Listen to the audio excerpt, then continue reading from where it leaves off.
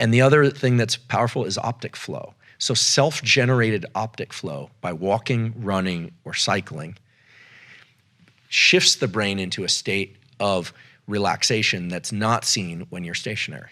This is well described in the neuroscience literature. For some reason, it's not well described in the wellness literature, but it's a real thing. When you move through space, you're active, there's a natural calming of the brain circuits involved in threat and threat detection. This is the basis for EMDR, eye movement desensitization reprocessing.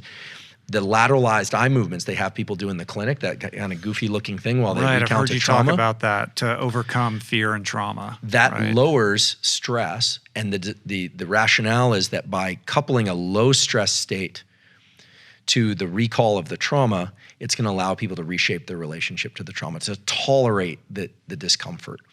And EMDR, my clinical colleagues tell me, works best for fairly well-defined traumas. It's not going to be like my childhood or, a whole series of events, but for single event traumas or a trauma that's repeated but of the same sort, it seems to work best. It's not going to work best to completely reshape all relationships to all traumas, but it does seem to be powerful for a certain set of people. So basically an example would be if you got into a car accident and then you're afraid to get in a car or something like that, right? So you take this person and you submit them to this therapy where they move their eyes back and forth laterally, which seems absurd. Seems goofy. Right? And so this is supposed to help them get over their fear or their blockage? Yeah, so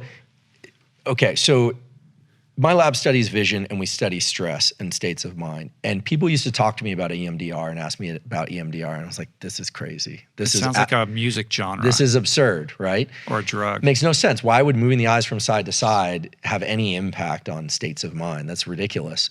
But then what happened was in 2018, 2019, and 2020, 5 quality manuscripts came out in very good journals from groups that were studying eye movements, not studying stress or trauma, that found that these lateralized eye movements, not up and down, but lateralized eye movements, quiet the activity of the amygdala, the limbic structure in the brain that's primarily responsible for threat detection and stress. And I was like, oh my goodness, this thing might actually be real. Then I started to dig into the backstory of this. And there was a woman named Francine Shapiro who came up with this idea, actually walking behind Stanford in the Stanford Hills. She was a therapist, and she figured she had this idea based on the fact that she didn't feel as upset about certain things when she was walking, that this might be useful. And she was smart enough to know that these lateralized eye movements are what reflexively occur anytime we're in optic flow. We don't realize it because they're subconsciously generated and they're very subtle. But she realized she couldn't really take people walking on their therapy sessions. I suppose she could, but it's not really practical if it's raining, et cetera. So what she decided to do was to bring the eye movement component to the clinic and had them move their eyes from side to side while they would recount these traumas. And people experienced tremendous benefit. And in fact, now there's a lot of evidence to show that these lateralized eye movements really do quiet the stress of the nervous system and allow people to continue to move forward. This is probably all anchored. I go back to that story of that deer that needs something.